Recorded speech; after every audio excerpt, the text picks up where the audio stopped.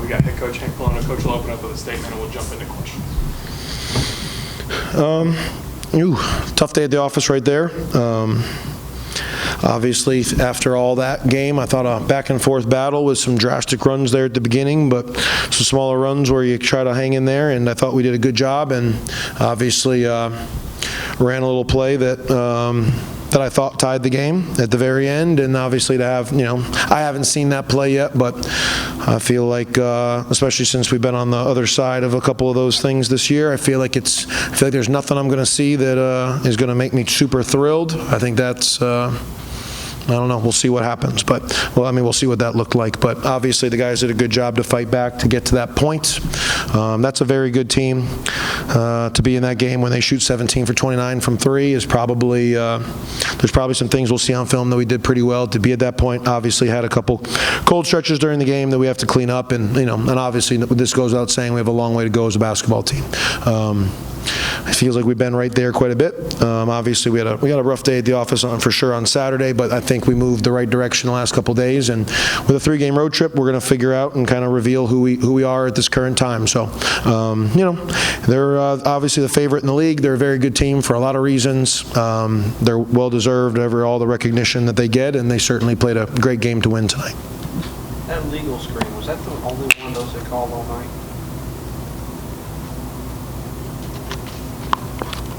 Possibly. I can't remember. It'll be one more. If it's one more, it'll maybe one. When it comes to an illegal screen or travel, it's that. Sometimes you look at those things, a carry, a travel, illegal screen, and you say, well, yeah, it is. But you could point out about 50 screens either way probably in that game. I would tell you it was a focus of us to screen very physical. They have one player that sticks his elbow out every time he screens. They have one player that pushes with 2 hands every time they screened. And that's not just Liberty. That happens in college basketball. I thought the loss to Tulsa was tough because, because I thought that was pretty blatant. I don't know what this one looked like, but you don't see that often called, and it's a very, very physical game, and I sure would not want to officiate it, but obviously when you make a shot and you execute a play, especially with no timeouts, and the guys are on the same page, and the shot goes down, and then it's waved off, it certainly hurts. Coach, outside of the foul score, what did you like that you saw from your guys, as far as the fight intensity in those foul minutes? Yeah, we've had fight most games this year. I'd say, probably this past Saturday, notwithstanding. I think we've battled and been right there. We have to be more efficient on the offensive end. And at the beginning of the second half, I think we started 3 for 15 or 3 for 17. And yeah, sure, there's a couple misses that you can make, but that always happens.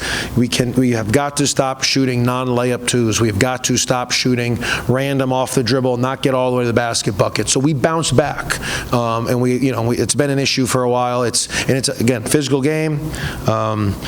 They shot 50% or better from 2 in every single game this year until tonight. And obviously they're 15-3 or whatever that was.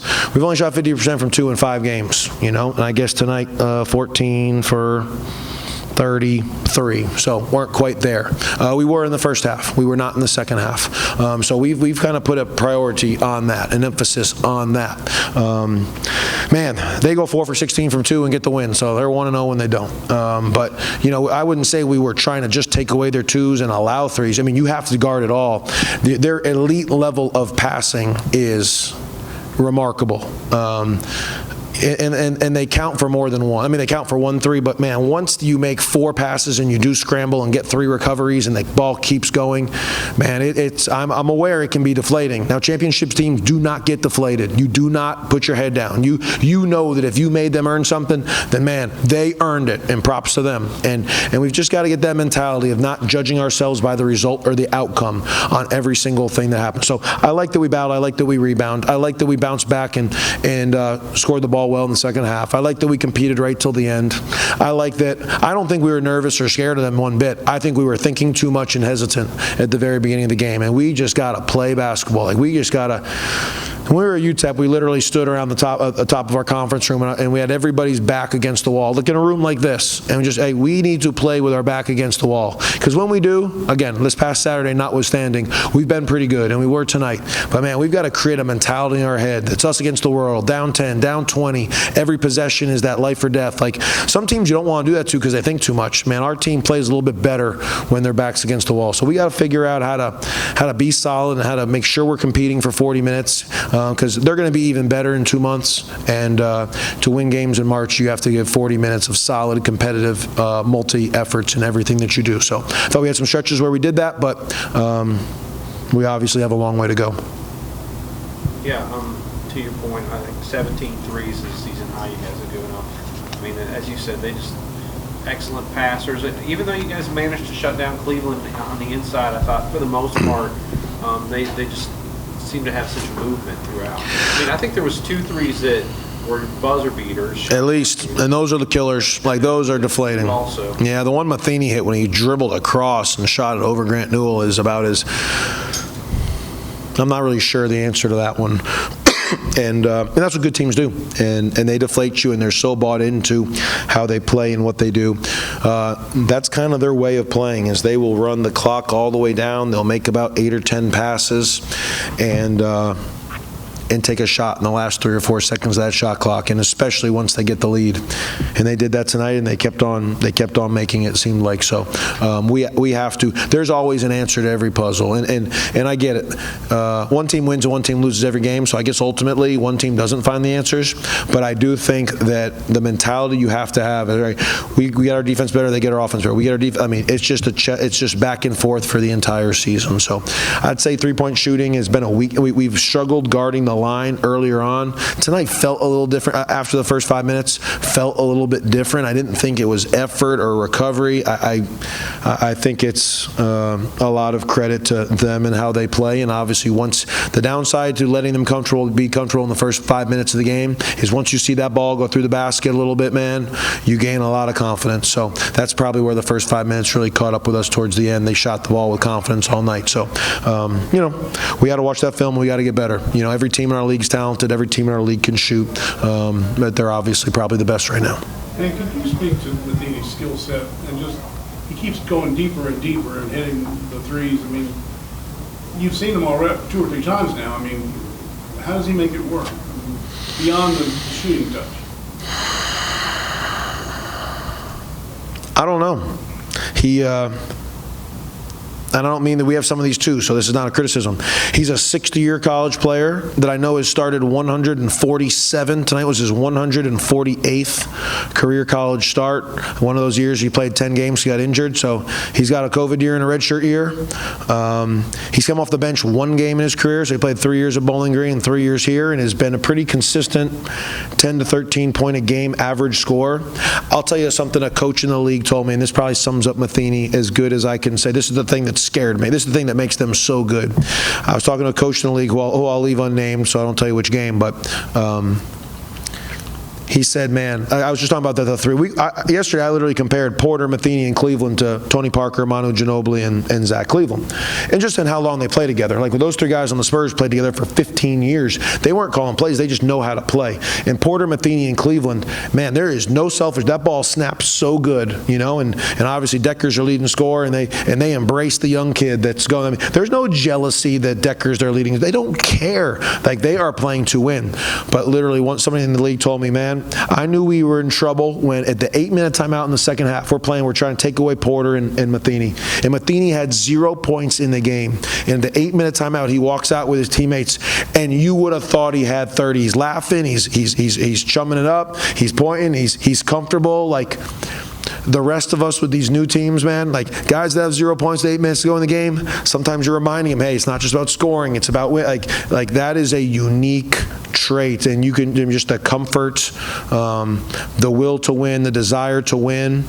He's a tough dude. He's physical. He guards you. They don't get tired. Now they don't play super fast, but hey, we were in the same game they were, and we had to catch our breath a little bit at points tonight. Like, they obviously prepare, and they treat these games they play for the name on the front of their jersey at a very high level. So it's hard to say much more about them. You talk about those first 5 minutes. You were kind of rotating guys in and out to try to find how to finish or how to get some offense going. A guy you landed on was Leroy. He comes in, not only helps with the offense, he's a big piece of that defense with some blocks and stuff against Cleveland. Just tell me what you saw in Leroy. Thought he gave us a spark. Thought he energized us. He plays so hard. Man, he plays for the name on the front of his jersey. I just said it on the radio, but Leroy and Jack are two guys, and I'll throw Cade Unseld in there too. Obviously, Cade just physically, speed-wise, just getting back to where he needs to be. But those three guys, I mean, I don't question their intent at all, and they'll each have some games. We need Cade to have a game where he hits 4 threes. We need Jack to have a game where he's that spark plug that plays 20 minutes, and Leroy gave us a spark tonight. So those three guys play to win. Obviously, Leroy can block shots, can protect the rim, can defend. Sometimes they don't really have a center on the floor, and that can make it tough for our bigs. That was tough for Noah and Blaze, like just movement-wise. Leroy's probably a little quicker than those guys, so kind of had a feeling that maybe he could help a tad more, because you got to make second, third, fourth effort. You got to go block Cleveland's shot after worrying about J.J. Harper making a 3 in the corner, or after getting switched on to Decker. Like, it's a long recovery. And he did a good job. I thought he energized us, and he's very well respected in that locker room. And I think when he plays good, when he plays passionate, when he's able to produce and make some things happen, it kind of fuels our team. Melo with a double-double for you tonight. Good energy and just productive. Yeah, he's a special one now. Like, he has the ability to be a very, very high-level player. He does things without the basketball that when more, I mean, at UTEP he was incredible. I thought the Missouri State game he was good, and tonight I thought he does things that nobody else on our team does, as far as rebounding and steals and deflections and getting his hands on balls. The best players are able to get steals, blocks, rebounds. You're able to touch the basketball without it being passed to you, and Melo's able to do that. He's just, I thought he had the right mentality. I thought he really sparked us. I thought he can provide things on that court, literally with his mind and his body, that when he plays like that nobody else on our team can do. Terrion thinks like that too, but obviously Melo's body and length and pop is a little bit more than what Terrion can do athletically at this point. So Melo's a unique guy, and the more games he plays like that, the more games he keeps learning that kind of what his superpowers are, the better he's going to be and the better our team will be. Of course, lose 2 and 3 at home, on the road for 3. How much is there a feeling that you need to win some of these back? I'm just really curious. We got to do the best that we can do every single day, and I just think that I always tell the players that they got to stay present and stay right in the moment in order to play the best they can do, and I truly think we have to do that as coaches too. There's nothing worse that messes with your head than when you think like that. And don't get me wrong, we're no angels. We're not perfect at it. It's human nature. We need to play as good as we can play at Sam Houston on Saturday. That's what we need to do. And don't get, the goal is to make the NCAA tournament. What we talked about after the game? We talked about making the NCAA tournament. And Terrion's been on 2 teams. Terrion's been on 3 NCAA tournament teams, played on 2, was part of our team here. But 2 of those 3 teams went 8-8 in the league. So we have, those of us that were part of the tournament team went 8-8 in the league. We do understand that that whatever team is together, cohesive, efficient, and peaks in March is going to be the best team. I want to win at Sam Houston on Saturday with every single thing that we have. And I know they do too, and our players do. But Sam Houston does. So I don't know, when you start thinking about the big picture, I know I don't coach quite as well. I don't think the players play quite as well. So we're going to, in practice, we got to get better at basketball. Like that's so our togetherness is good. Our camaraderie is good. Their intent is good. We just talk about when we practice tomorrow, we're going to play basketball in practice. And on Friday, we're going to play basketball in practice. And then hopefully we're a better basketball team on Saturday in the game. Because I do know that obviously we know we have the ability to beat them. So it really is, I know it's coach speak when people say one game at a time, but I think if you start to get embarrassed about losing or fearful about losing or in the modern day world, and not just, I mean, I don't pay attention to anything about our team, so I'm not saying it's about our team, but there's, there's some teams in our state that I see and say, man, that loss was unacceptable. No, playing less than your best is unacceptable. Playing not hard is unacceptable. We had some moments on Saturday that I thought were unacceptable. I thought we competed tonight and we battled and we performed, and we know we need to get better. So we need to be able to build on this. There can't be consistent ups and downs. We got to continue to step in the right direction. I think as soon as, on Saturday, all of us, players too, coaches, players, we all probably thought, man, get that win, you're in second place, and you're setting up. Man, as soon as you think like that, that's when this game humbles you. So we're going to do everything we can not to think about the big picture, and we're going to do everything we can to think about practice tomorrow, practice on Friday, and hopefully playing a very good game and getting a win at Sam Houston on Saturday. All right, thanks, guys. Thank you.